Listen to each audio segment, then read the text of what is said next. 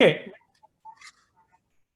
got it. So again, I'm going to do a little welcome because some people may be watching this later on.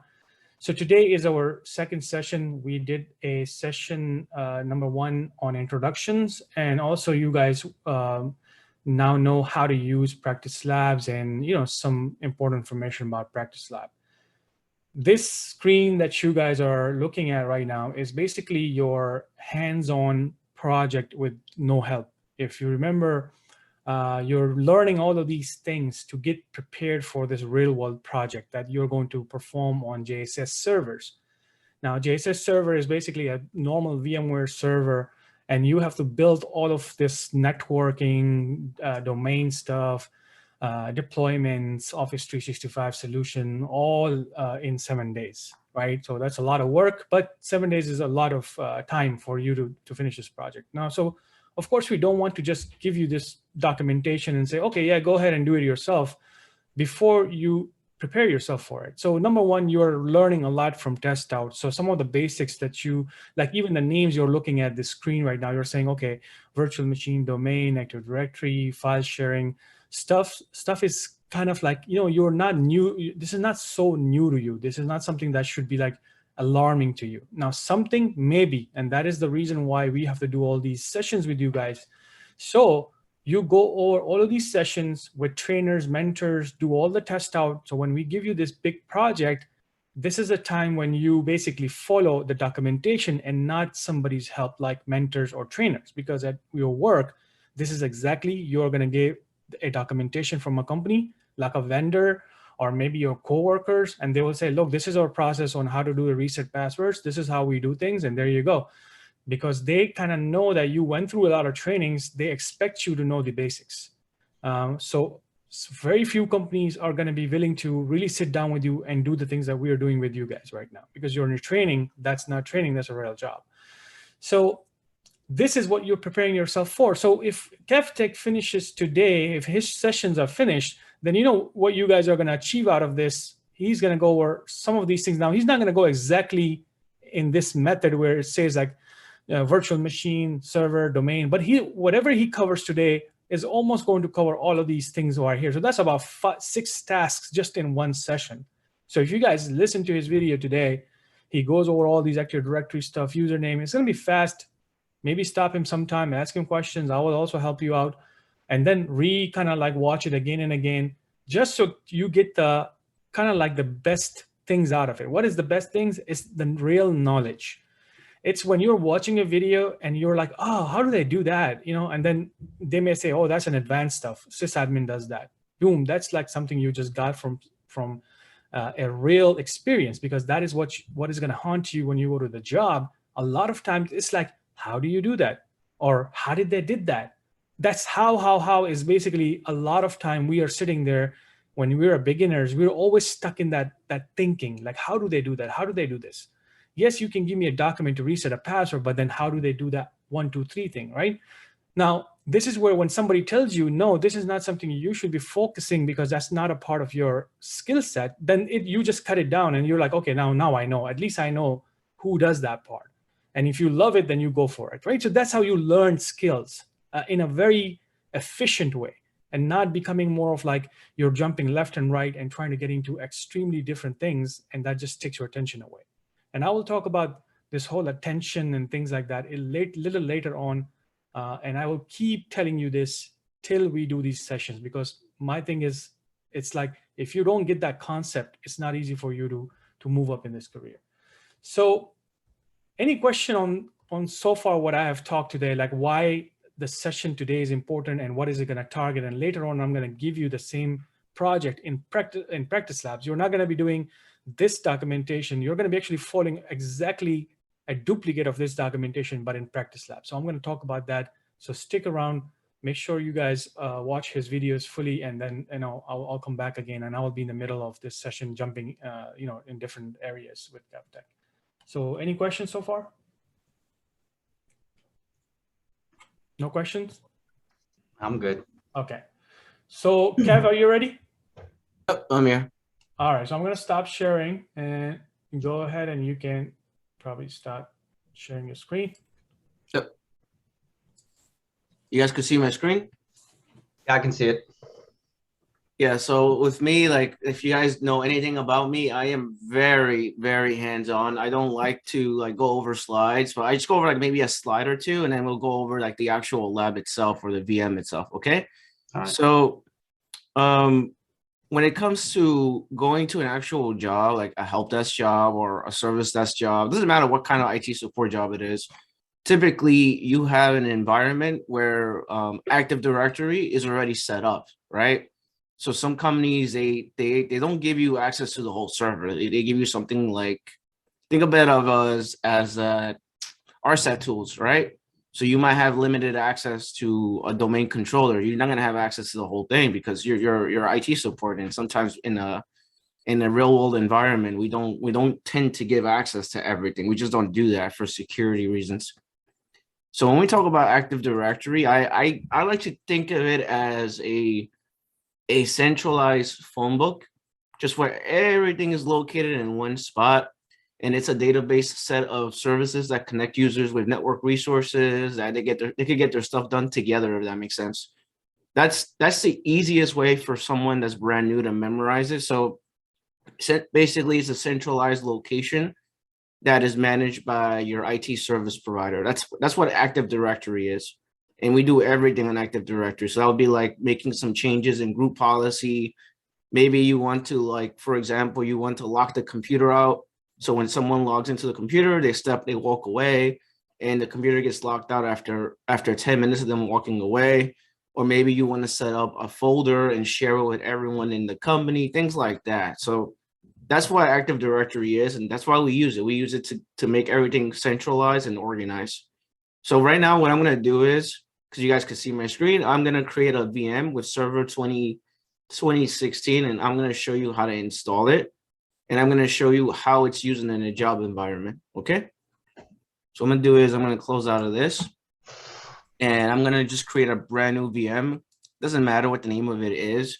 So typically how I do it on VirtualBox. I mean, obviously you guys are going to do it on VMware. It's different, but relatively it's the same thing anyway, regardless. So what we're going to do is we're going to do a new server. So I'm going to do server 2016.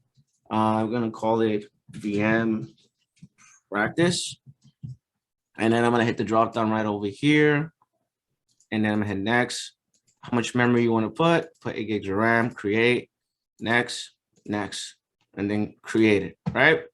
So the way I do it is I like to install it with the CD. So I'm just going to hit start right over here. Give that a second. And I'm going to hit start right over here, and it should grab the CD automatically. Now, just one thing, some of you may be thinking, oh, that's too fast, right? Like when he did it. Now, remember that you're doing this in the VMware, doing your own documentation. So you're not focusing too much on the VirtualBox part over here. But by looking at it, just know that everybody uses virtualization, and this is exactly how people do installation. So two things out of this, when he just talked about Active Directory is one of the most, like the top technical interview questions. So focus on that. Second thing is when he's doing this, you can always think about, I know how to do this on a VirtualBox now, and I know how to do this on a VMware. So that's 2 points that you guys have right now to talk on your resume, okay? Yep. And when you install it, like, it's relatively really fast. It's not extremely complicated, and you have like these different options right over here. Like I usually install the desktop experience, because if you install the other one, it has no GUI. So basically it just has a command line. It has absolutely nothing in it. So hence why we install this one right over here. I'm gonna hit next. Next. And we're not upgrading anything. We're installing it for the first time. So we're gonna do install Windows only, and then we're gonna hit next. So now it's just installing right now. While we wait for that to install, does anyone have any questions so far? Yeah, we can talk about some things like, for example, he picked standard. There's a data center one too. So you may be thinking, why pick one or another? So one comes with like a limited features, one comes with more features. But then you may be thinking, who does this stuff? I always talk about this process that he's doing right now. Who can give me the answer? Who would be installing this right now if you go to a company? Would it be a tier one help desk support employee or? Now, so who would be installing this server, like creating a domain controller and everything? Who would be doing this? The The admin, A the sysadmin. admin. Yep, sysadmin. So Oh, okay. the things he's doing right now, let me let Harun. So the things he's doing right now is a skill set of a sysadmin, right? But somebody actually made a comment on YouTube that day, and that was funny. The guy was like, "Why would you teach someone straight in the airplane when they're like flying? Before that, they need to learn how an airplane works." And I'm like, "Hold on.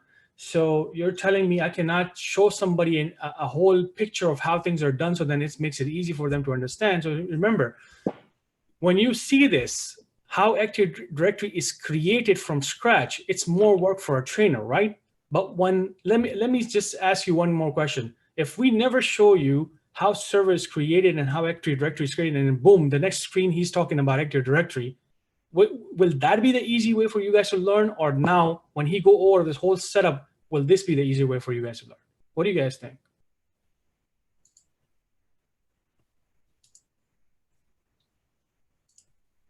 Anyone? Should be hard to learn. I think if you see how things are done behind the hood, that really gives you a big picture, and it's easy for you to get it. Exactly. So the big picture is that you look at it, how things are created in the first place. And the reason for that is very important. It really, really helps your tier 1 level job. If, for example, there's an issue with Active Directory or account access, then you know that Active Directory is not just this one small Active Directory window. These accounts are connected to group policies. These accounts are connected to a lot of different things, and it comes from these domain controllers, domain services. So if you know how things are working in the first place, you are able to troubleshoot and grow in your career very quickly. And that's the image that we give out over here. So just remember that if somebody asks you, do you know how to install a server? You always want to say yes now. Why? Because you're doing this in a lab environment. This is 2022, not 2003 anymore, right? That was kind of like the hard thing back then. 2022, everybody expects you to at least know the basic installation of servers. They don't want you to work in the company on the servers, but they need you to know at least what it is, right? Kevtech, go ahead. You have. Yep. Yeah. So right now I'm just making a password for this. It's just what I'm doing right now. It actually installed successfully. It's pretty fast. If you guys like when you do it on the lab and the VM, it's relatively fast. And obviously there's a reason why we do it on the VM. We don't physically do it on a desktop because we're not trying to break our desktop. So usually we practice virtualization, and especially when Danish is giving you with VMware, like in a job environment, even in my job, like I'm going based on my job, my current job, they use VMware a lot, like crazy. So you have to know how to create like virtual desktops and stuff like that. So it's important that you practice that, and you may have to know how to do like backups. Sometimes you may have to do backups of a desktop, a snapshot of a desktop. Like I'm not gonna go over that today, but typically those are things that you would do in a job environment with your team or with the people that you're working with, because we don't want to do it from scratch. You know, like if you have a backup of something, it makes life so much easier for everyone. Otherwise, you'll be here till tomorrow, if that makes sense. So right now, I'm just waiting for this to open. It's the server manager. And guys, feel free to be asking questions, because this is a time right here that whatever comes in your mind and there's a gap, like there's a delay in installations, you definitely want to be asking questions. Yeah, so the first thing I do, like anytime I install a server for the beginning at the first time, typically what we do is we try to rename it. So I don't like having this name. See, this is Win-THP for UK, whatever. Typically we don't have a naming convention like that. So in my personal experience, and Danish could quote me on this, typically we have like DC01 -MY for New York, or it might be dash Chicago or dash like London or UK. So that's just my personal experience. I'm going based on my experience. So what we do is we rename the domain controller, or we rename that, not the domain controller, but the server, and then we get prompted to restart. That's just my personal experience, and not, I'm pretty sure Danish has the same thing. We do like naming Yeah, same. So conventions. in a companies, if it's one floor with let's say 2 domain controllers, just one company, they may have DC1, DC2, very simple, you know. And the more complex ones are like, they may just put something like what Kevtech have.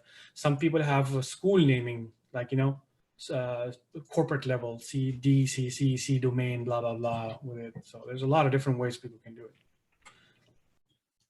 Yeah, so now that I renamed it successfully, I'm gonna install Active Directory, and then after we do that, then I'll go over some other stuff. But right now, that's like my main focus is going over how to install Active Directory, because we wanna make this into a server, right? We wanna add a domain controller to it, and there's a reason why we do everything on a server. We don't do it on our local machine. So what I'm gonna do is I'm gonna go into manage. I'm gonna do add roles and features, and I'm gonna hit next. And I'm gonna do role-based and feature-based installation. I'm gonna hit next. And I'm gonna leave this alone. I'm gonna hit next. And I'm gonna hit Active Directory domain services. And then when you add that feature, it adds a bunch of other things as well. So let's do add features. And I'm gonna hit next. And I'm gonna hit next. And I'm gonna hit next. And then here's where it gets interesting, because you have like this thing called export configuration. So if I actually click on this, it actually creates a template for me, but I'm not going to do that. I'm just going to hit install, and we should be good to go after that. So just give that a second. So you guys have any questions? This is kind of like the king in this network right now, right? So without this last step, like Active Directory domain services, you cannot call this machine a Active Directory managed, domain controller or other machines to be managed, because you need that management piece. And when you go back to that definition in the beginning, right? What were we talking about? We wanted to create something so we can manage all of our users and computers from a single source. And that's visually, this is the answer to that right now. What he just did all the way till now, that is the definitions explain this practical step. Any questions so far for this? He still have to finish it, by the way. Yeah, it's still not 100% done. Okay, so no question. I see something in chat. Let's see. Well, you can continue. I'll look at the chat and come back to it. Okay. Yeah, so for this one, we're not adding an existing domain because we haven't created a domain yet. So it would be add a new forest. And then you could just call it whatever you want. I call it Kevtech. You call it something else. I'm just going to call it kevtech.com. And just give that a second. And then it's going to ask for the DSRM password. So this is like the password you need to know if you ever want to make some changes on the domain controller and stuff like that, and you want to get into this, then you have to know this password. So this is a password I'm going to create right now. Just give me a second.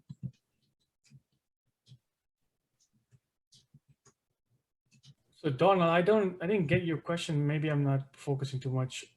What is the difference renamed the server after promoting it as server? I mean that the computer name, Kev was saying like, you need to change the computer name before, promoting it as a server. So I want to know if there's a difference between finish to do set up as a server and then change the computer name, or?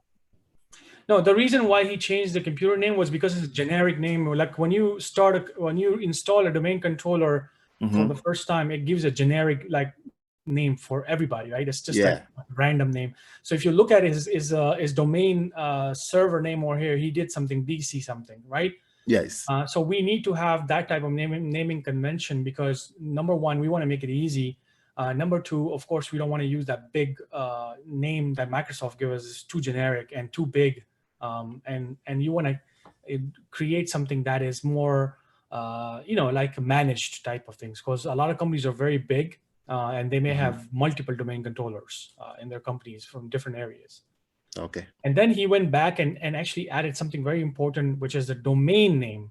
So Yeah. remember that the computer name and the Active Directory names are two different things. Exactly. Right? Yes. So he made, that is the name a lot of people will use to then connect it to their websites or something more of the web area. Like, that's where it's like a more DNS name, right? And that's where the terms that we're using right now, you guys are like looking at, maybe you guys are looking at it right now. And so if somebody's confused, okay, what is DNS? Then this is where I would say, go back to the test out, go back to your theoretical learning, because that's exactly what they are covering in very much detail, right? Yeah. So this is where the domain controller, when he put Kevtech, he can claim now kevtech.com is my website. So tomorrow when this domain is running, he can even use the DNS of this specific domain controller, and then he can connect his website to it. That's how all the companies are doing it, but not some companies are now going away from this method. They may be using DNS from somebody else, and your local domain controller can still be Kevtech. So, Okay. but because Kevtech, it doesn't go out internally, it's nothing right now. Even if you say kevtech.com, it doesn't mean that he owns a Kevtech in that local system right now. It doesn't. My world or my computer doesn't know anything about that Kevtech that he just created. If I try to ping that specific Kevtech that he has on there, it's not going to work. Yes. If I ping kevtech.com right now, it's going to work on his website that he bought somewhere else from outside of this area, right, Kev? Yep. Any other questions or confusion? You can ping that server name the right way you just renamed. You can ping back to that, and You that'll can come. ping it something- internally. You cannot ping it from external address. So, for example, if I'm sitting on my home right now, and if I try to ping his server from outside, I just want to ask this question. Actually, this is something too basic. How many of you know? Can I ping it, or yes or no? That server that he just created. No. Why no? locally- No. It cannot ping it because first of all, they're not in the same network, I think. What? They're not in the same network. What does that mean? Wait a minute. Okay. Can you repeat the question again, please? Well, question is that can we ping DC01 from your home right now? You're sitting in your home. Can you just go to your command line and start pinging DC01-NY, because he just created that server? I would think No, no, because it's on a no. private network. Good job. Perfect. Yes. Thank you. Remember, these are the questions that are super basic. And if somebody asks you a question like this in an interview, I want to hear the private term in there, right? And the public. Okay. So if you say the public and private, then I know you know basic networking. If you didn't say that and you try to come up with your own analogy or something that doesn't make too much sense, then I know you don't know the basic networking, right? And this is so basic that, of course, it's like extreme level. So nobody can ping a virtual machine that he just created from outside of network unless he opens his ports and everything like that. And he makes that machine available on public. So if he has a public IP or router, he has to tell that router that this is the local IP, let this go, let this person through this port go out of my system. Only then I can ping it. Does that make sense? Mm-hmm. Yeah. Now, if anyone is confused over here that, oh my God, what are you talking about? Private, public, what the hell is this? You have to go back to, I think, which chapter is test out networking? Do you guys, anybody know? 10 or 11, I think, 10. Okay. So yeah, you got to go back to the networking chapter, and they have a pretty good explanation on that. Okay. But locally, like privately, if it's opened up, that you could ping that, right? If you're local. Correct. Yeah. Like if you have a router in your working? home right now, and let's say your IP address is 8.8.8, I'm just giving you a number, and that's your one public IP address, but this machine IP address will not be that, right? If he does an IP config on that domain controller right now, it's going to give him some 192 access or something like that local IP address. So you have to go to your router and you have to say this IP address on this port, allow that port to be pinged, basically. That's how it works. Okay. All right. You know, with me guys, like and Danish knows me, like I used to be scared of PowerShell, right? So on this screen, typically I would hit next and I would install it, right? Me, I like to do it from PowerShell. So if you go over here, right, it says these settings could be exported to PowerShell. If I click on this, I could actually copy and paste this, and I could actually install it on PowerShell without me having to do any of this. So I could just hit cancel this and close this and close this. And if I go here and if I type PowerShell and I just right click on it and I do run as administrator and I do Control V and enter, it's going to ask me for a password. Then it's actually going to install PowerShell from, I said install Active Directory from PowerShell. That's just how I do it now. I should not do it that way, but because I'm trying to do automation in my job, this is the reason why I do it this way. So when you do that, just show you.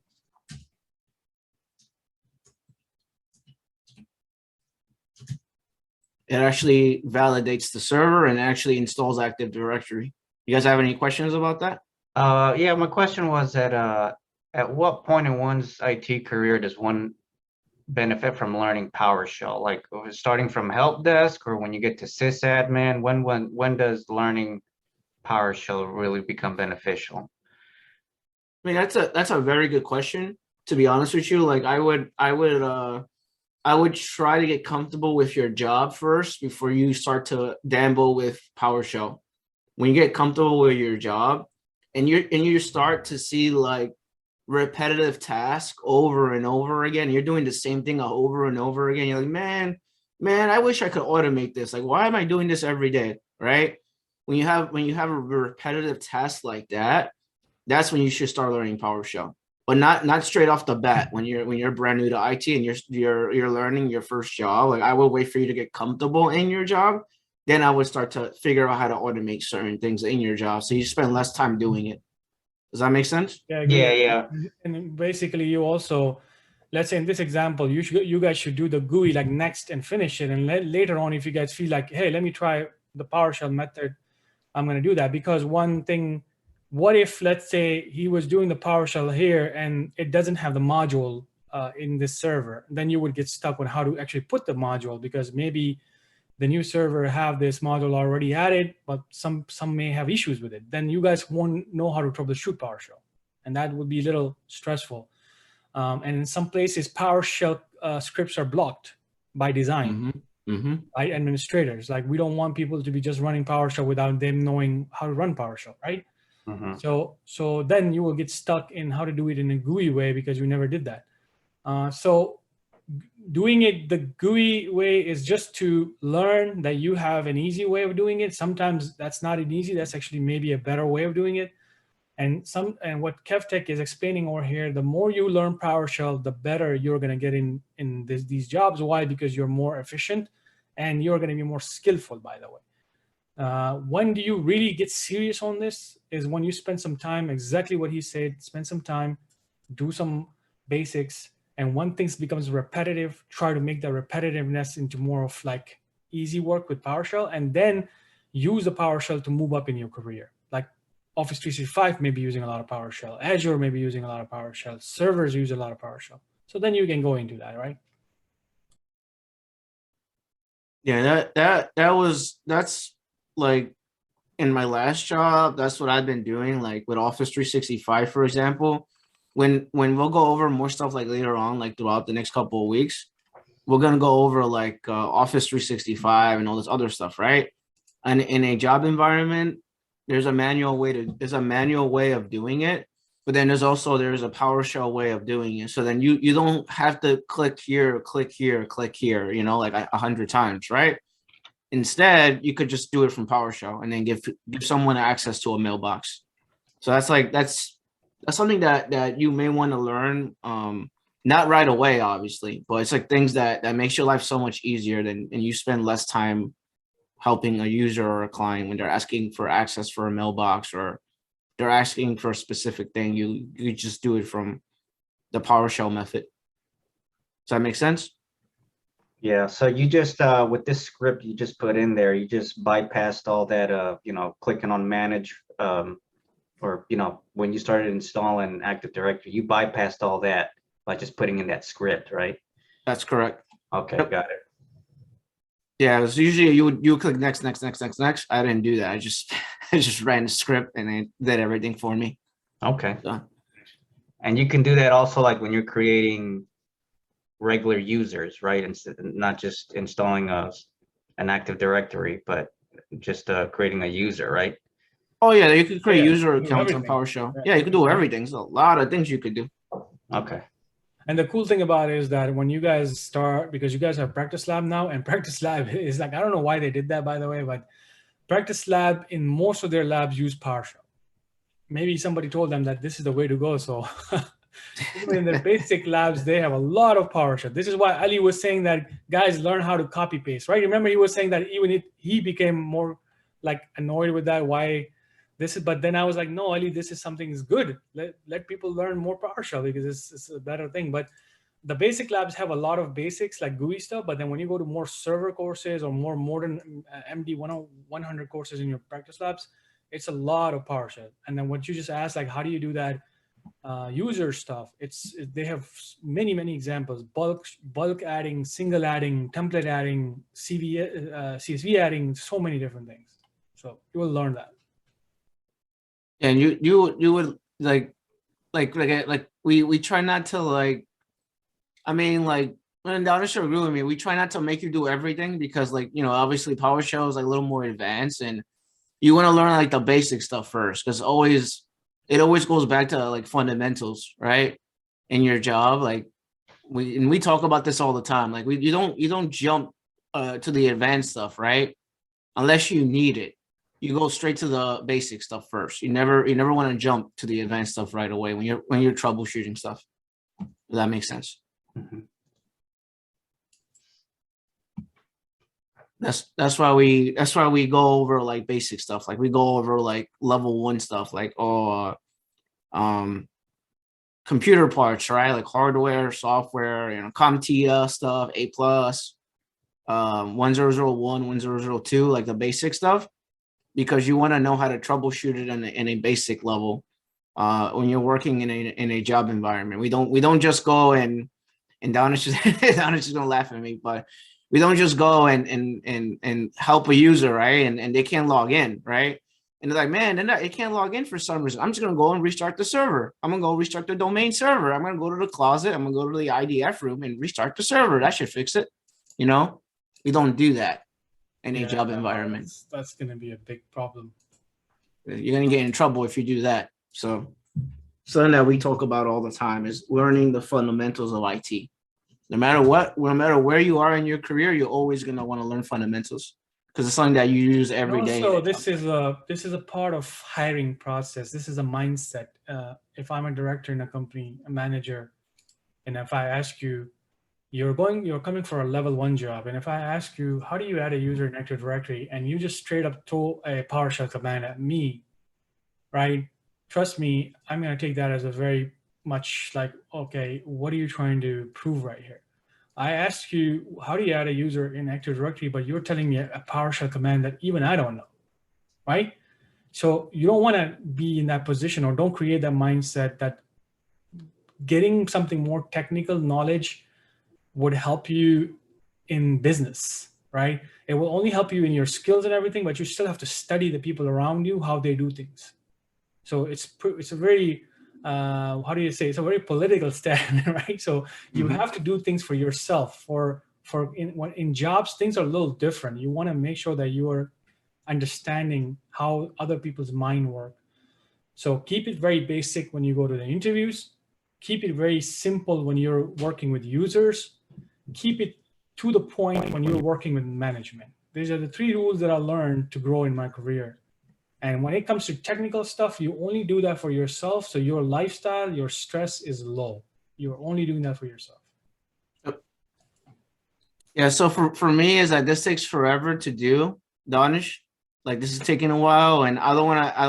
I already had 2 VMs created already with the server installed and the PC set up already, just so I don't waste time, right? So what I'm gonna do is I'm gonna shut this off. I deal with this later. That, come on, I'm just kidding. So So I- sometimes that could be because of the IP addresses, guys, maybe DNS or static IP that he has put in there. So that could be some of the reasons there. But there's many other problems that can create it. But you guys will not see probably this because you guys are doing a VMware practice lab, which is already configured that way. Okay. So I have a second server that I made like earlier, like a couple of weeks ago, and we're gonna go over Active Directory, right? So I have actually Active Directory right over here. You could see that it's set up already, and you could see that we have users here. We have a folder called users, and this is like a basic, like for Helpdesk, right? And Danish could call me on this. Like some companies might give you access to Active Directory, some may not. It really depends on the company. So it goes from company to company. But you want to know how to use Active Directory. You want to understand it at least a little bit and why it's done in a job environment. If that makes sense. So here we have several accounts.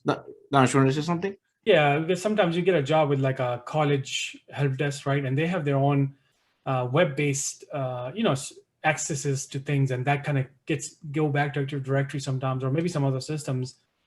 So it's not going to be always Active Directory. Most cases there will be Active Directory, by the way, in the corporate, like in the business level. But if you know Active Directory, this means you're being skillful to take on any other user management products, right? You talk about Active Directory, they respect that. Oh, wow, you know Active Directory, great. We use this tool, no problem. You're going to learn it. Yeah, and then here, what I'm gonna do is because I love gambling with accounts and everything, and you guys could practice this obviously because you guys have the lab access now, right? So what we'll do is I'm gonna go to users, and we have a new user, right? Let's just say I want to make a new user, and we're gonna call it Danish, right? And I'm gonna put a last name. I'm just gonna put welcome one over here, or sorry, Danish. I'm gonna put a password right here, welcome one. And just for the sake of, and I know this is like a basic, I know this is a basic question, but can anyone tell me what this is? User must change password on next login. What does that mean? When the user logs in, they're prompted to change enter their own password, right? Yeah, so when you log in for the first time, they get prompted to create their own password. So yeah, that's what it is. You have all these other ones as well right over here. So I'm gonna hit next, and I'm gonna hit finish. So now Danish is there, right?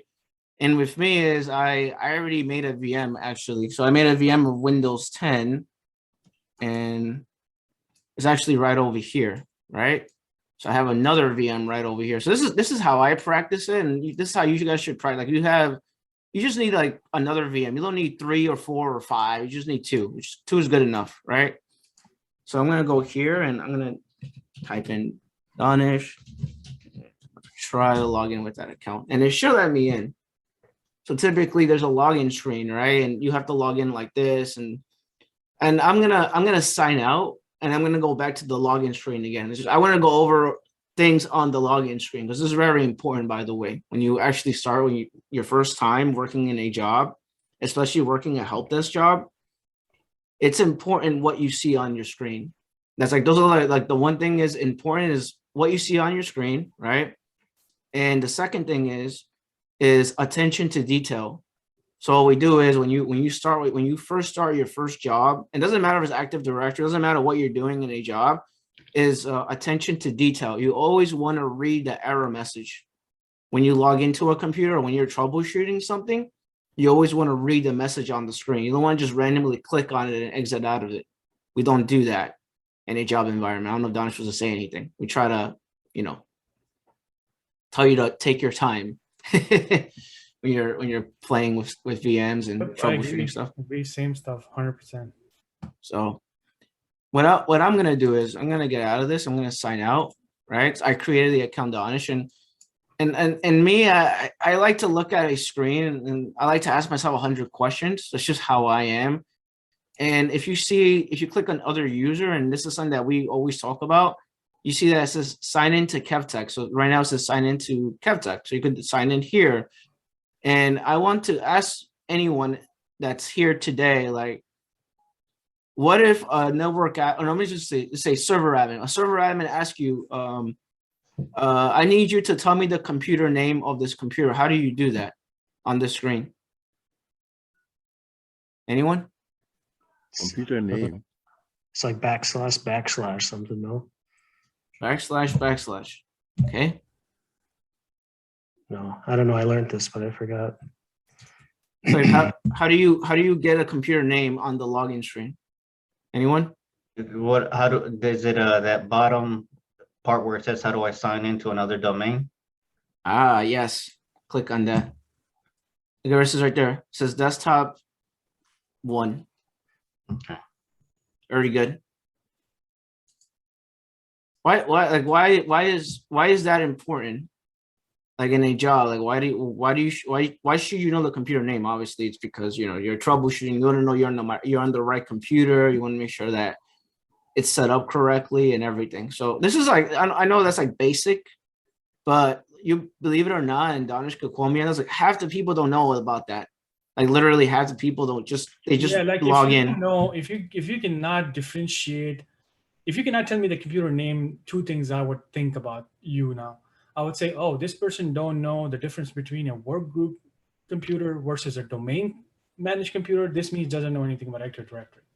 If this person doesn't know anything about how to find a computer name, then this means this person doesn't know how to even manage a simple OS, which is like a user is using it and they call you from their home and they're like, hey, I got my loaner from you guys. It's not a domain joined computer. It's a basic computer. I don't know the name of this computer. And imagine if you don't know how to find the name with that user. Of course, nobody would bring, chances are people are not going to hire you for that, for this basics.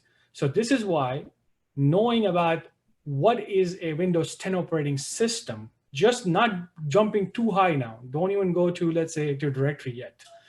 Knowing about OS, just how to manage a normal operating system is where you need to know a lot as well, because it starts from unmanaged operating system, right? Whether you get a laptop, desktop, whatever it is, it starts from unmanaged. There's no management before, right? So who is going to prepare that computer? You or a sysadmin?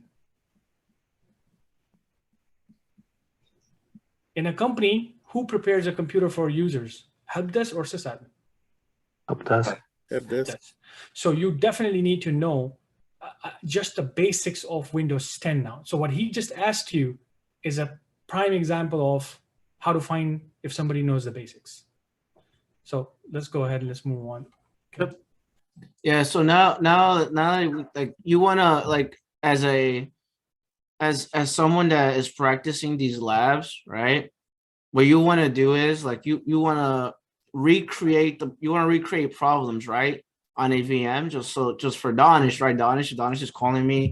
He's trying to log in. He's like, Kevin, I'm trying to log in. I'm trying to log in and I'm having this issue. It keeps saying password incorrect, and I can't log in for some reason. And Danish is just trying to log in. He's trying to log in for dear life of him. And me and Danish, we play around all the time. We make jokes, right? His son fat fingered the password. And he keeps putting in the wrong password over and over again. It's just like, what is going on over here? Like, what's going on? I can't log in. I don't know my password. And for some reason, I can't log in. So now has this message on the screen. It says my account is locked out. And he's like, I can't log in, Kevin. I need help. So he's like, what's going on over here? So guys, just think about it. And Kevtech, just tell them, how common is this ticket? Oh my God, it's an everyday ticket. So you are definitely going to get something like this in the interviews. If not interviews, at least on the job, probably the next 2 days, when you go in the job, someone like that will call you. And this could be like a president or vice president or CEO sitting there. Hey, my computer got locked. So let's see what Kevtech have questions, and then I can add more to that. Yeah, so like when you see something like this, like, and I'm going to ask around the room because I like to ask around the room. What do you guys usually do? Do you guys know how to unlock an account? Would you change the password or would you unlock the account? I'm gonna ask that first question. Unlock the account. Okay. Yep, that makes sense. And I'm right over here. How do you unlock an account? You go to user, Go to users. Okay. you go to Danish, look for Danish, the username. I don't see him here. Search it. You can search it. How? Um, How do I search? wait a minute. You want me to do? You want me to click on it? 'Cause I'm clicking on it. It don't do anything. How do I search over here? Right click it. Right click. Okay. Find. Find that. Thank you. Okay. Just Tap type Danish. in Danish in there. Okay. Okay. You want me to do? Find now. Find now. Okay. It's And I already over here. found. At the bottom, yeah. You want me to? What you want me to do? You want me to right click? Double Right click on it, yeah. Mm-hmm. And then you go to the no.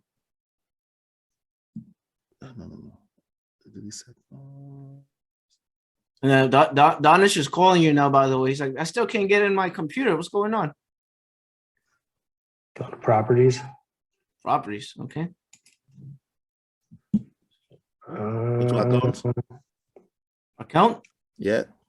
Okay. And then pick unlock account. Okay. And then pick apply. Okay. And then okay. All right. And then asking to try to log in again. Okay.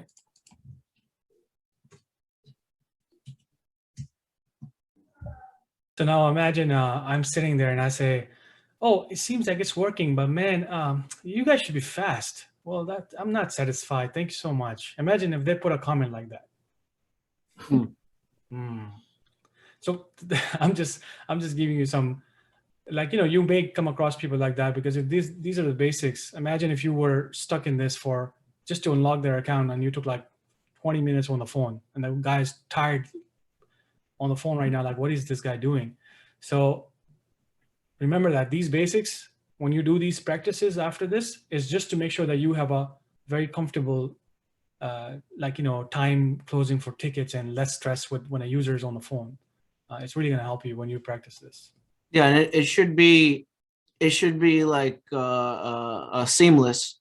Like it shouldn't take you 30 minutes to unlock an account.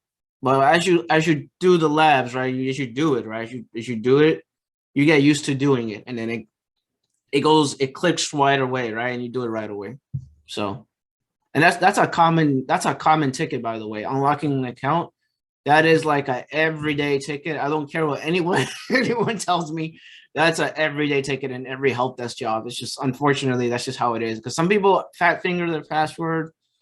Some people they may forget their password. It just happens. It's just how it is. So what I'm gonna do now, I'm gonna sign out again, right? I'm gonna get out of this, and same thing, back to Active Directory again. I want somebody to walk me through how do you reset Danish's password?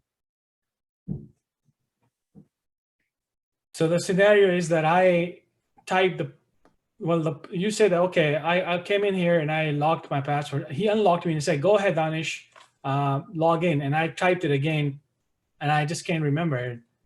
Now I'm going to say, you know what, Kev, just go ahead and reset my password. I don't remember my password. So now he's waiting again. What would you guys do? You already spent 15 minutes with him. How are you going to, let's see if you can make it a little better for me now.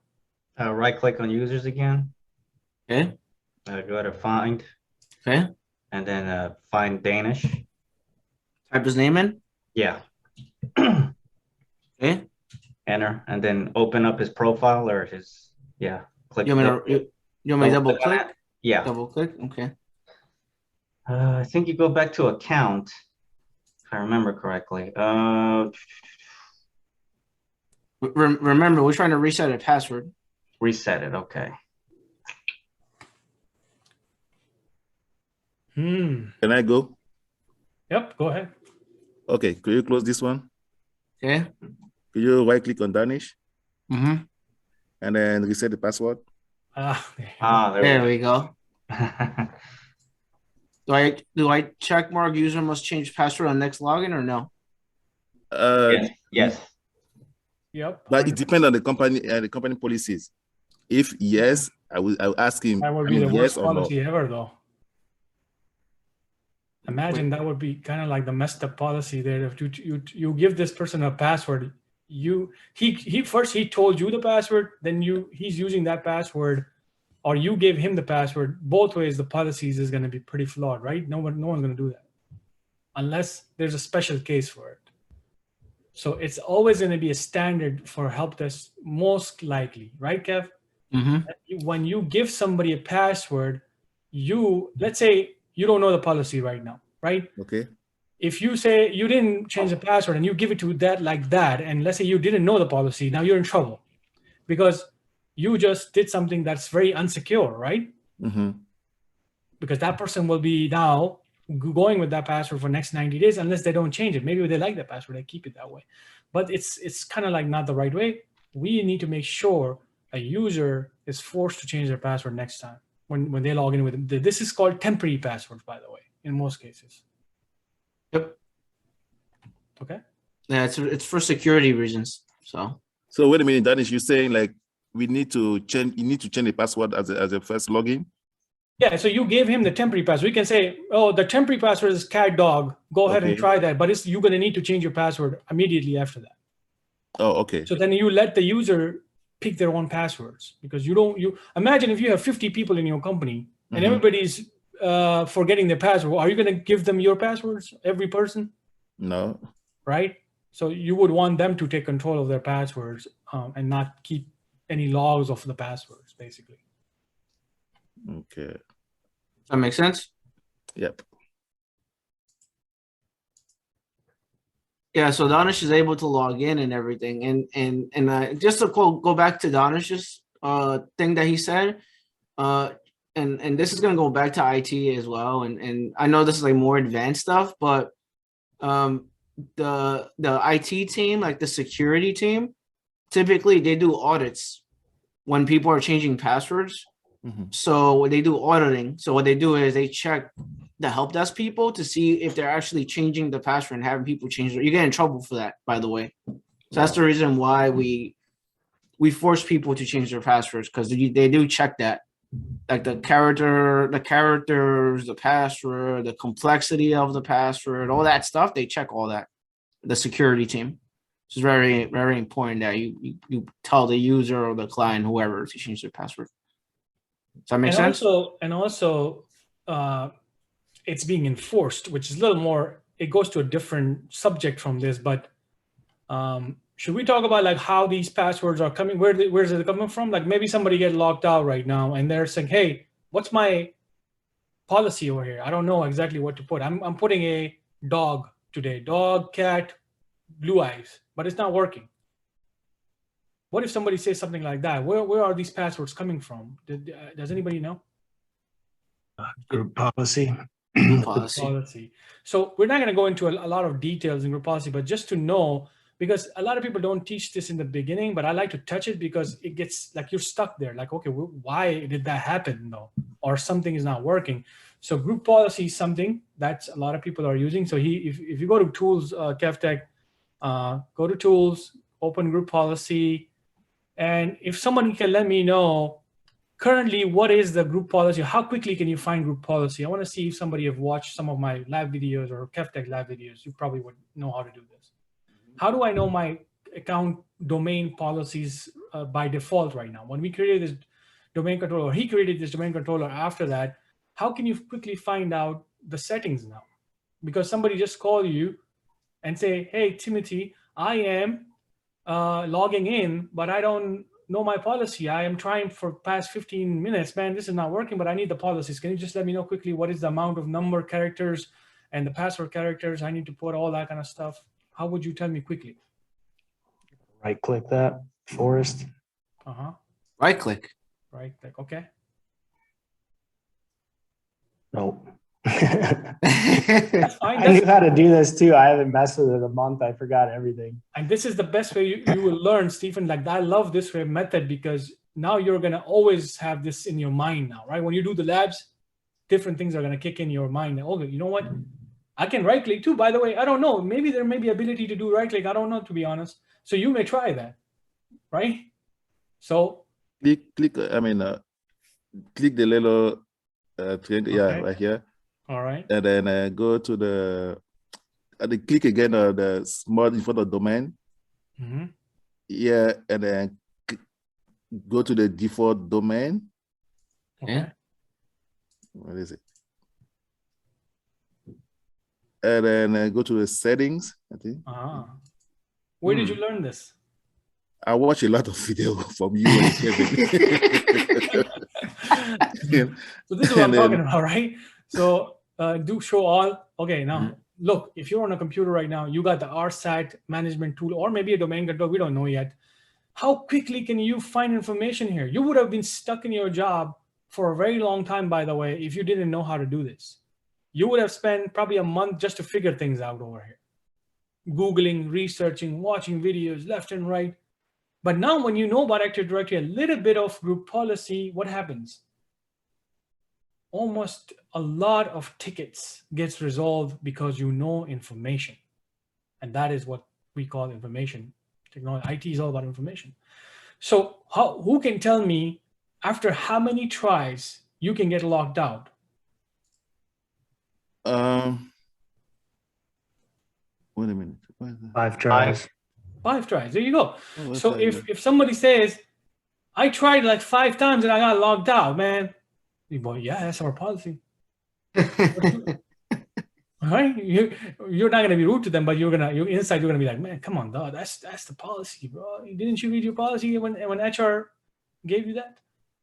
Right? But anyways, you can say, hey, yeah, when you put the password for the 5 times and it's wrong and it gets locked out, this is our policy. Would you like me to help you unlock the account? Yeah, go ahead.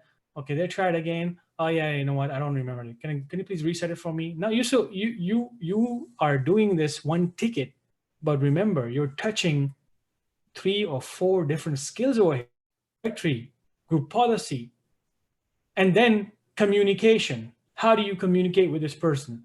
So my advice to you is this: when you guys are doing this lab, don't just do the lab and you're done. Create a scenario in your mind and create a flow of that ticket. So you did something, you will ask yourself, if somebody call me, hey, how do I unlock this account? So you give the whole proper answer. Maybe this person will ask me about how many will my password expire? So you can say, yeah, your password expired in 42 days. Because your ticket is not always you doing your job and you're done. Your ticket is always in Helpdesk 50% you and 50% communication, soft skills, behavioral skills. Right, Kev? Yeah, and the other thing is that you guys are together on a team. So basically, you could actually reset the password for one of your colleagues on the team.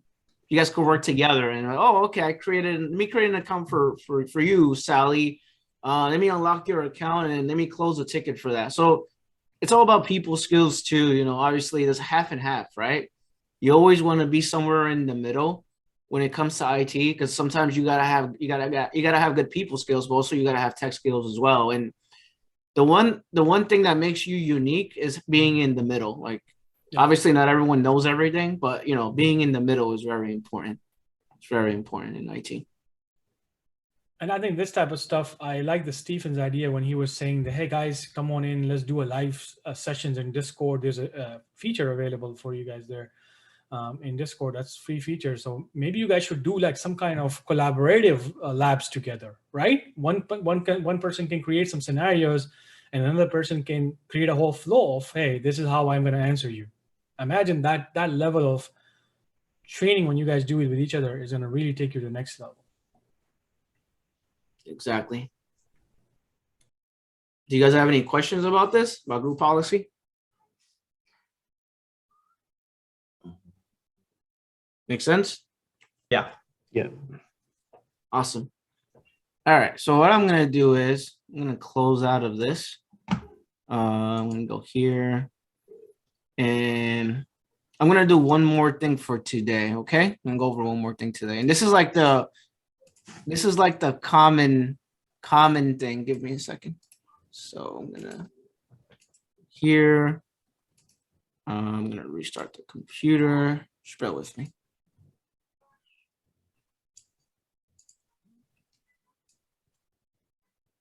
Do you guys have any questions so far about anything, or things make sense? I'm good so far. Trying to make the computer file of the domain. That's what you're trying to do, maybe.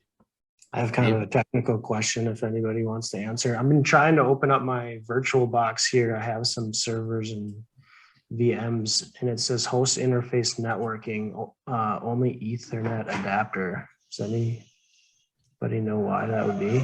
I haven't touched it for like 2 weeks, and now it does, nothing opens. We can look at it once this whole session is over, Stephen. So maybe you can share your screen and we can give some tries if we can do it after that. Okay, yep. Yes, I'm just creating a brand new account. Just bear with me.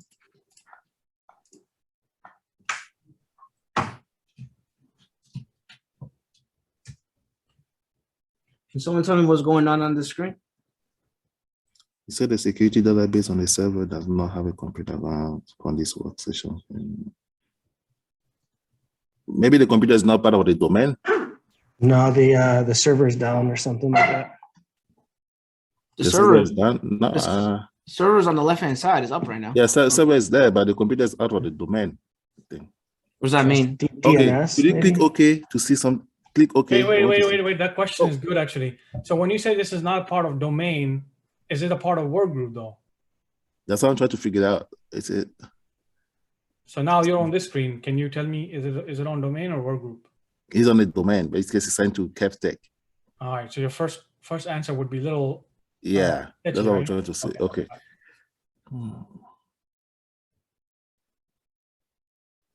Why Kevtech did again? Gosh. That's it. This is a common issue in IT, by the way. We see like a error message like that. That's a common issue in IT. Like you're gonna get calls about this.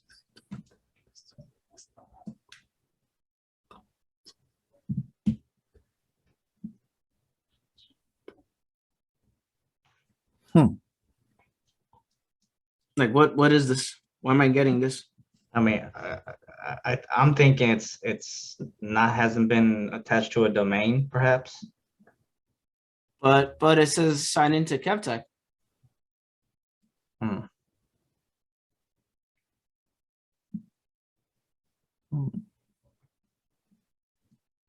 You guys remember when I said something about seeing like the attention to detail in the bigger picture?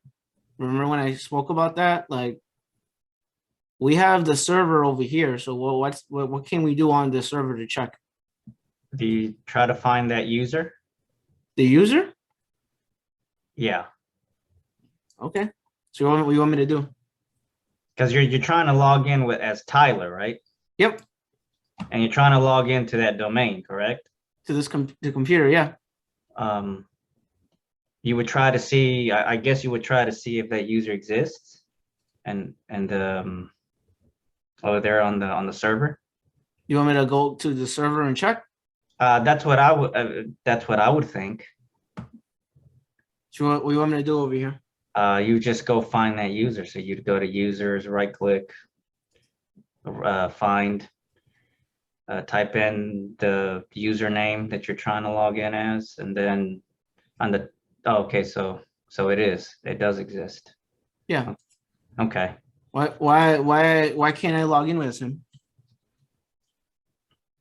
Yeah, I'm stuck there. So Kevtech, can you go back to the server? I want to see something. Yep. Go to the server and go to the computer. Yep. Oh, yeah. See, the computer is not on the domain. We should have found the computer names on the domain. But it says sign into Kevtech. What's going on over here? Okay. Okay, I know it's something like that. Okay. I know the computer is fell off the domain, and then we might need to join to the domain again. Okay, so how do you do that? Okay, we need to log in as an admin and a local group, like a work group. So okay, clear Tyler, and then /admin. So I will have to log in as the administrator, right? Whatever it was. Yeah, and then the password. The admin password, I don't know.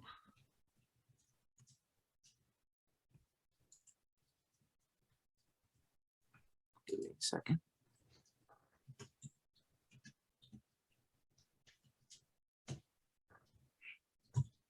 Trying to remember what my password is. I have so many passwords. He's not welcome. Yeah, but there's always a workaround. Give me a second. Just bear with me. So this is a common issue, by the way, in IT, and Danish could call me on that. Danish, you want to say anything about that? Yeah. So basically, what I wanted to say, Donald, good job. Great job with this type of, like how quickly you were saying, oh, it got dropped from the domain, but you were too quick to say that it got dropped from the domain. You would have done a little research on a computer. They did actually really got dropped from the domain. Why? Because what if it's not in that container? What if it's moved from that container, that computer, right? Mm-hmm. So you wouldn't just assume that it's not in the computer's container, so it's not there. I can just grab the computer and drop it somewhere else. Okay. Right? So you have to wait a little bit to do your research to see if it's really dropped or not, right? Yes. Because what if it's disabled and it's still inside the computer in Active Directory? So that folder is not the only place you would just go and say it's not there, so it's dropped. That's number one. But I really love the way you're doing things, because that seems like you know these little flows and little skills of how to manage machines and networking. So you definitely want to be helping other people. So I'll put you in my note right here. So I'm going to be watching you. Are you helping other people over here, right? So make sure you're going to be doing that now. So guys, if you guys are going to need help with this, Donald is going to be the person, okay? So he went in there, he found the password of that local machine. And this is a very common thing that happens to a lot of people in this type of setup. And this is probably one of the big shot people who have laptops. They go outside of their business, they come back, something gets crooked, something databases doesn't work with Active Directory, and boom, CEO is out of network. And that's where you don't want to be in a situation where the CEO call you and you don't even know how to rejoin a computer back to domain. So he's doing a skill right here. Watch his window right here. But Kev, you need to explain though. Oh yeah, it's basically what I did was I logged in as the local account like you told me to do, and now I'm taking it off the domain, and I'm putting it back on. So hold on over there. One interview question is, how do you add a computer to a domain, right? So we remember I asked this question so many times, like how do you add a computer to the domain? Like people when do these labs, and then the same time when I asked them after like 5 days, how do you remove a computer from a domain? Nobody knows how to answer that. So he's doing how to remove a computer from a domain. It's also an interview question. So he's showing you that, because you need to know how to put a computer on a domain, but you also need to know how to put it out in case there's some issues going on, right? Mm-hmm. Yeah. Just click on work group. Mm-hmm. Yep. And then tap work group. And then, okay. I'll put it's fine. Okay. I just click OK, or yeah, you click after okay. Can a normal user do that? Question, guys. Can a normal user do this, what he's doing? Like a normal user?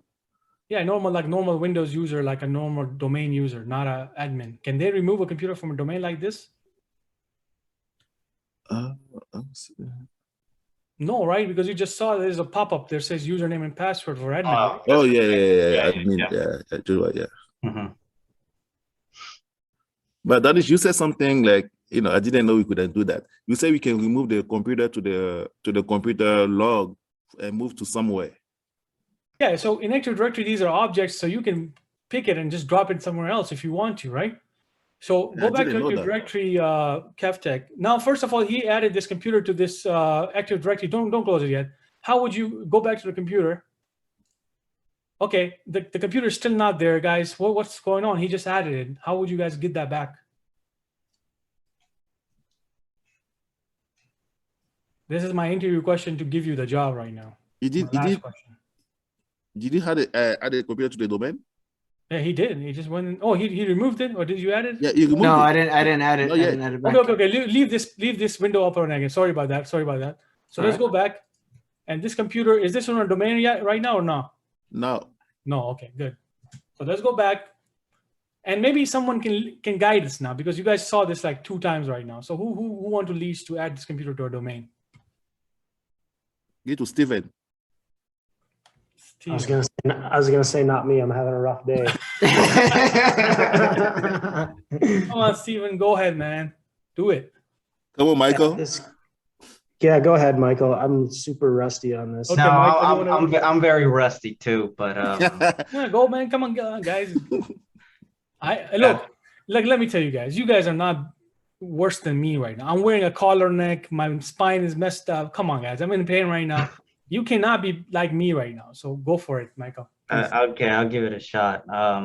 Let's see.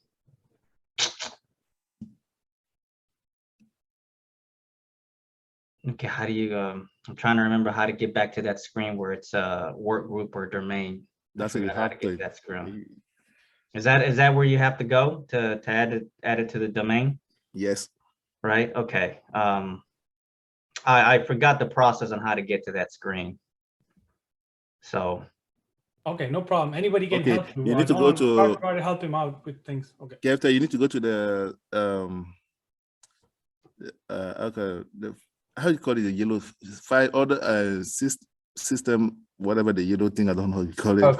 control panel. Is that where you had to go? Yeah, no, Or- this one right here, you click the yellow thing, and then you see we had this PC. You right click on this PC Okay. and go to the properties. And then you go down from about. Go down. Rename. No, rename this PC. I'll go to like yeah, go to rename this PC to see. This one? Yeah. Let's You see. should- you don't- No, you I don't don't think say- so. No. Go you to don't sound advanced setting, positive. advanced You don't- setting, system setting. Okay. Go to computer names. Okay. Go to change. Okay. Go to Okay. member Good of. job. Okay. and Good. then Very copy good. The domain name. Very good. And that's totally fine. You can do your search too, right? You don't have to really remember the exact same process. You can always go and search it. Very good. It worked. Okay, so now it says welcome to the domain. It is on domain now. He's going to restart the computer. Let's go back to the Active Directory now. Yes. Good. Good job though. Yeah, great. Walking through that. Very good Uh, job. So now let's go back, restart this machine, go to the Active Directory, Kevin, and leave that window open. Don't close it yet. That Active Directory one, the other one, the left one. So guys, it's not on the computer right now. He's not going to do anything right now. Don't do anything. Okay. So is this stuck? No, it's restarting. Okay. Yeah, guys. So let me know, where's the computer now? Donald, you were. You click. Let's see on the computer. You click on the computer folder. Okay, To see. let's go to computer. It's not there. Okay. Why it's not there? I mean, we just joined it to a domain. I mean, what happened to that? Do you have to ping it, or do you have to enter the IP address? No. No. You Okay. started pinging IP address, everything is working. You're like, man, I spent 10 minutes on this. Great. It's still working. You know it's working, so your guys over there is good to go. Now you're sitting there, you're trying to look at this screen, and you're like, what the heck? Why it's not there? It takes some time maybe to. Can you maybe refresh to see? Oh. You know You how refresh and simple see? that was? Okay, let's go ahead and let's do a simple refresh. How do I do a refresh? What do I Yeah, press? How do you refresh? How to do refresh? Yeah. Mhm. Okay, right here, the green circle, something like on Yep, the yep. top. The circle, there you go. Yes. Like a little arrow. Boom. There it is. There we go. Yeah, so Danish, I got the job, right? Hey, you had a job. Man, I gotta think about that. I mean, you know. But listen, guys, it's just like I wanted to show you this whole process. I just like sometimes in IT, it's extremely simple stuff, and you may spend a lot of time just not doing extreme simple stuff, right? Like restarting a computer, looking at the screen, looking at its features. Things are right there. And then you ask me, well, if you would have, let's say, not seen that first, let's say somebody opened that window, Donald, and you still didn't see it, so you made your point based on that you know, like that it's not there. It could be just it's not refreshed, right? Yes. So number one, you lost a lot of points right there, but still that was good. After that, you say that it's not an Active Directory, it's not in a groups. It's not in a groups. What is that? Do you guys know what that folder is? What can you say that again? Okay. Do you know what do you call that folder? The computer folder, that little icon. What do you call that in an Active Directory? Container. Perfect. What is the other one?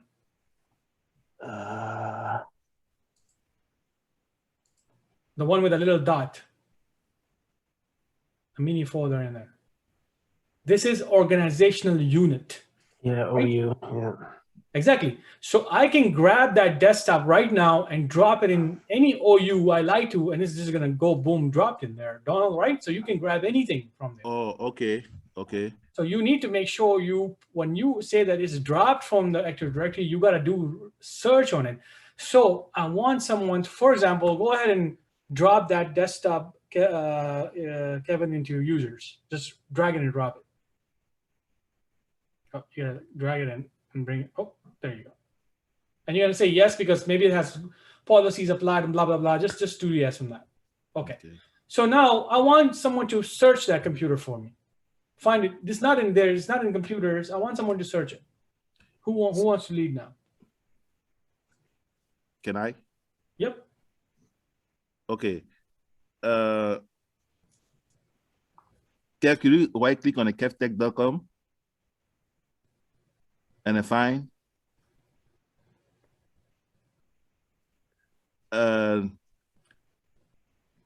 okay, normally from we searching on the kevtech.com, so we type the computer name. I don't know the name. All right, let's type computer name. Type the computer name here. Yeah, desktop one. So based on your speed, Donald, this is what I'm thinking, because your speed was so fast right before you did that, and now you're saying again that this computer is not a part of Active Directory. I'm just saying based on the way you are doing things quickly, right? Mm-hmm. So you did this step, and now second time you're saying, yes, I confirmed it. It's not an Active Directory. But you know for sure it is an Active Directory, right? Yeah. Now how do you find it? Kev, can you grab where they put the kevtech.com, the little arrow, maybe put it down to see? Yeah, click that. Entire directory, please. Okay, entire directory. Let's try it and find. It's not there. It's not there? Now focus. Remember what we say, when you are fast, you lose focus. You lose points. Somebody look at the screen very carefully. Yeah, attention to detail. Contacts and groups. One computers in there. Oh, okay. Who said that? Find. So what was that? Sorry. It's That was missing a me. one. No, on the top it says find users, contacts, and groups. Good job, Stephen. Go ahead, click on that, Kevin. Oh, okay. What do you guys see there now? Computers. Computers. There you go. And now, okay. And now let's try desktop. Oh, okay. But Danish, got a question. Yes. Remove the computer from the container, computer container to the user. Uh-huh. Okay, and if you do the research like for the entire directory, just with the name, it's not possible to find, even though we don't put like computers, find computers. No, it's possible. Entire directory means everything. So it could be multiple domains in one company, right? Yes. So that could be two domains working in one system, one Active Directory under one forest, and then you may want to find a computer in two different domains, and that you will be using entire directory. If you have, let's say, 10 schools, and you already know this computer is a part of NY or New York, then I would basically search in New York. Yes, true. Did I answer your question? Yeah. It was kind of confusing. Okay, I see. Yeah, so you use entire when you're not sure, like if I have 10,000 people in different domains and I'm not sure exactly where to find them, I'm just going to use entire. Okay. Right? Makes sense? Yeah, it makes sense. I didn't. So Like he can have a Kevtech1.com, Kevtech2.com, Kevtech3.com, and these could lead to different accesses for different type of machines in there, because maybe they're just connected, but they don't want to give people rights to their different, like one domain. They may have a very different thing going on. Okay. But what about the user on the computer? The user cannot log in since they moved from the computer container? No, they can log in. It's a part of domain. They can still log in unless there's some security policies going on or something like that. They may drive it, but usually they can log in. Okay, that makes sense. Okay, I got it. Donish, is there anything else you want me to go over? Sorry, my wife just came in the middle. She was like, "Do you want to drink chai?" I was like, "Yes." Okay. Oh no, not for today. So now I'm gonna take over the screen, guys, and I want you to go over this stuff that you guys need to do hands-on now, and we'll talk about it. And I'll discuss some things today that what I noticed today, what I figured out today, and that's what I like to do in these sessions to study you a little bit more. So I'm gonna give you my tips today and some suggestions, and hopefully you will follow it. So then everybody is on the same skill set when you guys go out for a job. Okay. So let me share my screen. Give me 1 second. Harun, are you here? He's probably. All right, okay, let me just see if I can.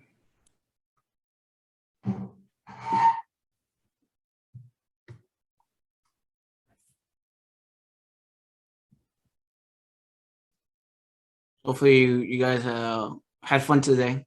Try not to make it boring because That actually, let me just kind of record this. So your question was that that group policy or any other advanced stuff, like, how does that work in companies? Most of the time, administrators will give you some basic access. So Active Directory implementation is done by a sysadmin, right? Mm-hmm. But management is done by you guys. But even in management, you guys are restricted to certain things. Like you cannot just go and delete an OU. With 99% chances are you won't have that access, right? So, but adding people to the OU, moving people from the OUs is also kind of like depending on the companies then. But resetting the passwords, locking and unlocking, going to the computers, basic stuff on the computers, all that kind of stuff is going to be you guys. Okay. Changes to the group policy, most likely, no, you will not be changing any group policies. But in some companies, you may be given a chance, or maybe because the person has gone over that with you on how to change a printer policy, like group policy, right? Because a lot of times who implements printers, like who go out there and set up printers, this is Helpdesk guys, right? But when you are going to add it to certain groups that they have a group policy going on, there's some troubleshooting needs to be done. Maybe the system administrators has put you in an OU where you have all the rights to play around with the group policies. So knowing this information is definitely going to make you skillful and be more confident on your work, but expectation is not that you should know group policy level information when you go for jobs. Okay. So next thing for you guys, what do you guys need to do now? Because at some point right now, of course, in last session, you all should be starting on practice labs. We have given you the access. So some of you have already got the access, and some of you will get it probably after my videos and when you watch and request that access. So my recommendation to everyone is, number one, please get the practice lab. This is not something that you should be waiting too much, that I need to finish exactly every single bit of test out. Yes, that's great, but most of that information, like I said, is building blocks towards a lot of different things that you need to learn. And when you hit the chapter 6 or 7, you go after that, we want you to start getting into more hands-on like practice lab, because they're real systems. So one things that usually comes up to a lot of people that, oh, you know what, if I enable my access, my access will start kicking in. Don't think like that, because this is whole 1 year. 1 year is a very long time for someone to be playing around with basics and stuff like that. And when you get into the practice lab quickly, the better you're going to get with practical stuff. And just today was a great example. Some of you have done a lot of A+ and everything, but you guys were struggling with extreme basics like Windows management. And that's kind of alarming when you're going to go for jobs, because you cannot have those sort of answers. Yes, Donald, great job with answers, but still there was a lot of kind of like question marks in your flows, right? So I don't want those type of like, hey, is this true or not? Because what if I'm a person who tricks things, does like a tricky thing with you guys, like a trick question, right? So if I say, yeah, this is on domain controller, but then I know it's not right, but then I trick you somehow, right? And then I know for sure that you didn't know this stuff. So the basics, at least I want you guys to be very confident. You don't have to master anything, by the way, just the basics where like adding a computer to a domain, knowing it's on a domain, something can be very much on the dot. Like, yeah, this is not on a domain. I can confirm it to you 2 ways now, right? So having that sort of confidence just gives you more capabilities, and your interviews chances are very high. And this is what exactly how the interns before you guys did it. They had to do it multiple times to get to where maybe Donald is. Donald probably went through a lot of lab videos. I can guarantee you he did this stuff like on his lab system somewhere, or maybe he watched a lot of lab videos. So you guys will get to that point. So don't worry that if you look at this whole training and you're like, my God, this is something I'm missing a lot of stuff. Well, don't worry about it, because you still have so much access, so much time to really practice and get to the point where we want you to be. So no worries at all. What do you do next now? First, I want you guys to go over your Discord and get the access to the practice lab, which you already should have, and you should be contacting me for practice labs very soon. And if you already got the practice lab, then I want you to click on the course. Can you guys all see the screen now? Yeah. Yes. Click on the courses, and here you will type technical like that in search. This is the course that is going to prepare you for the job. Okay, when I say for the job, that means every real world type of skills that today he touched, and wherever you guys got confused, by the way, is going to be covered in this course. And this is exactly what he have covered today. I have covered the same training before this with another type of training. So why am I pulling you guys back to those type of trainings? Why? Because there are 4 or 5 different people with no skills asking different questions. And I love the way doing it that way, because now you're being challenged from someone else's mentality. Like, you may not even think about the question that somebody else thought right now. The more basic questions people build, and when you're watching it, the more better you're going to get and learn skills very quickly. Because, like, for example, you guys were 4 or 5 people today, right? So Donald asked one question, Stephen asked one question, Michael asked one question. You see, this is how it works, because all of you guys are new, and new questions are popping up in different ways. If you guys were all experts, I'm sure you would not be even talking today. But today, everybody was talking. So this is why this course is built for that type of sort of skill. So now you're going to go to this course. You're going to click on continue, and you're going to click on continue course button again. And this is your course area right now. Now, what you need to skip, and it's okay for you guys if you feel like you don't need the basics anymore because you spend a lot of time in test out, skip course introduction. Maybe you can read what it is. Okay, after that, skip the core IT learning for IT professionals, because this is something you guys have already covered in test out, right? Like, what is local networking, OSI model, IP, TCP IP, all this type of stuff, because you don't want to be wasting more time on just theory, and then the whole week is gone, right? So skip this part. Okay, what about the virtualization? I would like you to go over this. Just like today, Kevtech went through his videos, but remember, in this type of sessions, we're not developing a whole virtual solution for you guys, right? That's just going to be another few hours, and that's totally unrelated to your job skills. But knowing how all of these systems are built these days is super important. If you know how virtualization is done, then you know a lot of things about the company's networks.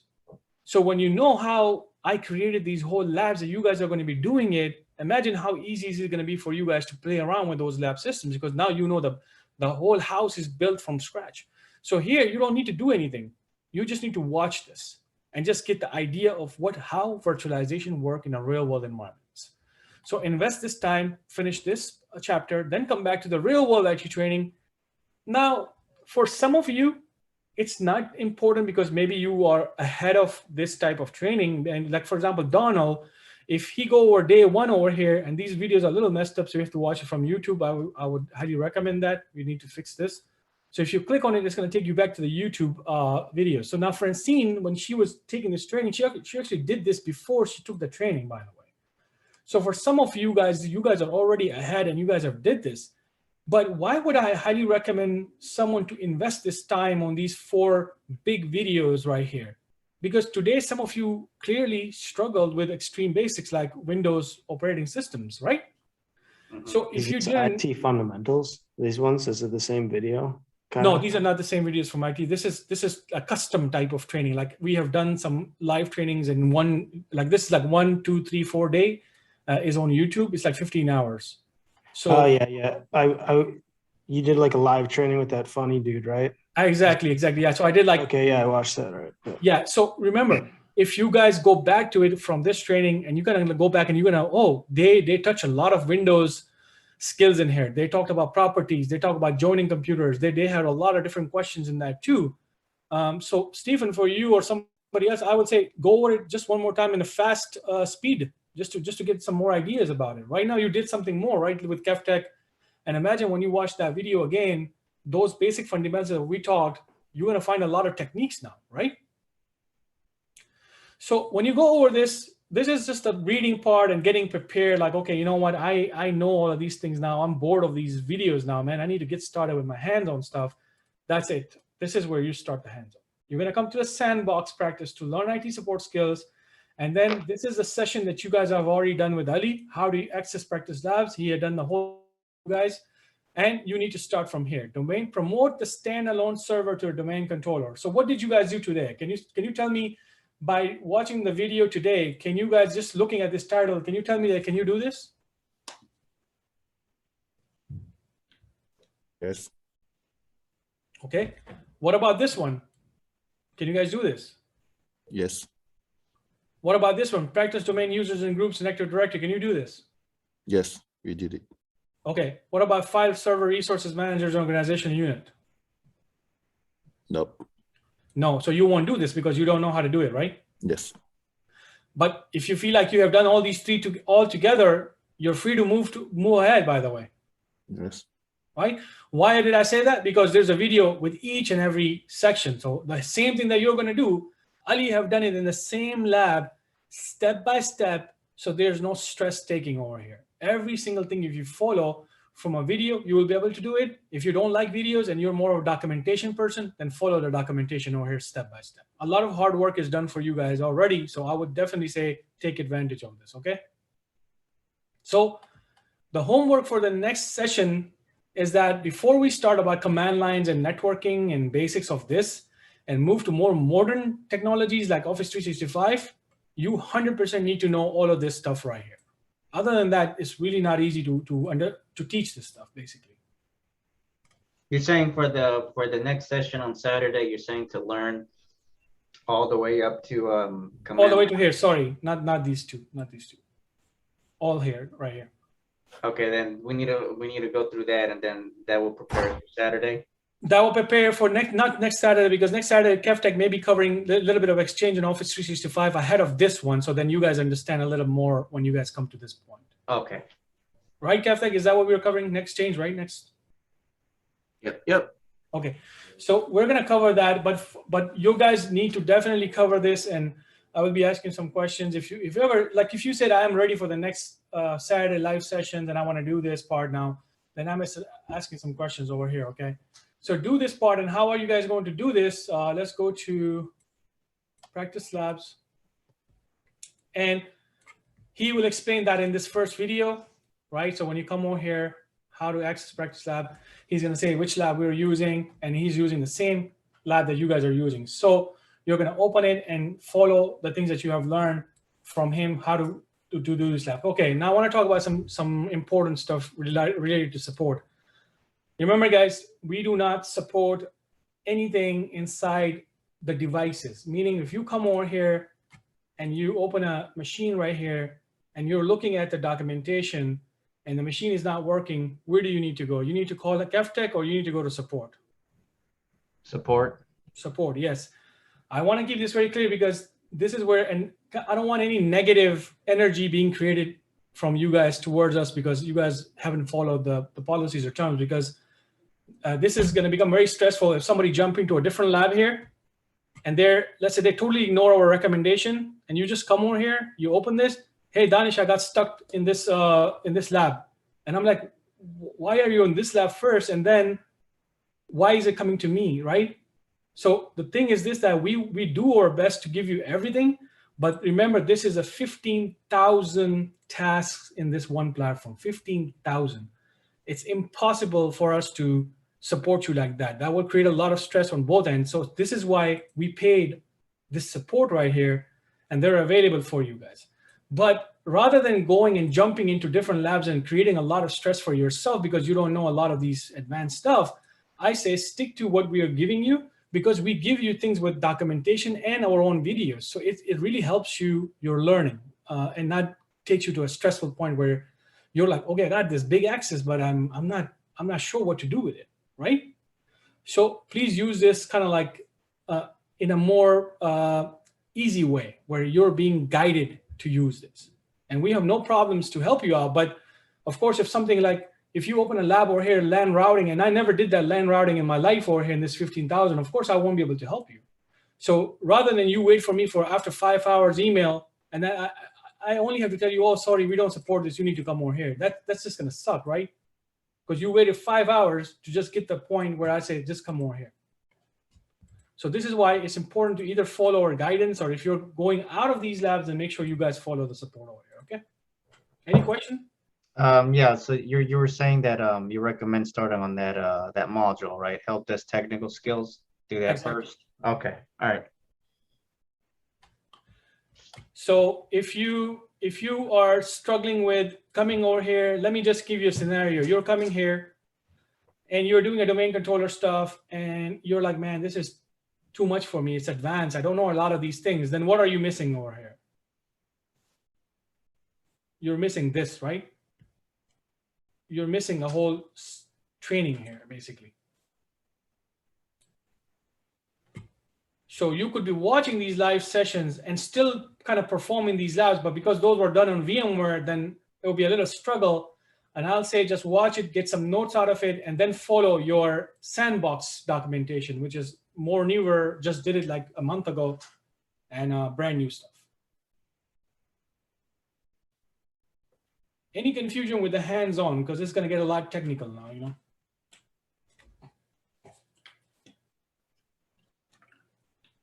So far, what do you guys think? Things are moving in the right direction, or how's everything? Yeah. Let me close the screen here. So let me ask you some basic questions. Everybody, what do you guys think? Cool. I'm ready to get started. Awesome. Guys, give me like 5 minutes. Kev, if you want to take over, I'm a little out of breath right now. So Yeah, no worries. Yeah. You guys have any questions about today, or like the Active Directory and like the basic stuff? Did that stuff make any sense, or was it like too advanced, or you guys got an idea of like what you'll see in a real life environment and a job? Did that stuff that we went over today make sense? Like when people log in and stuff like that? Yeah, I'm good. You good? Mm-hmm. The only thing for me, like I always tell people, like for you, not you, Michael, Donald, right? And I'm not trying to be mean or anything, you know, I don't like to criticize anyone, but take your time, man. Don't rush it. You know, like take your time. Like when you're troubleshooting something, and if you see something on the screen and it looks, you think that's the answer, just take your time. Like take a step back and take your time when you're troubleshooting an issue. You see like a weird error message, like just take your time with it. Take a deep breath, look at the issue, figure out what's going on, and then try to troubleshoot it. Because sometimes what we do is like, even me, like I have that problem too, Donald. Like I tend to like jump over the issue and just assume that the problem is this when it's not this, you know? So take your time when you're troubleshooting stuff. Does that make sense? Yep. Yeah, it's just very important, especially as you get your first job. Like you don't want to click on something by accident.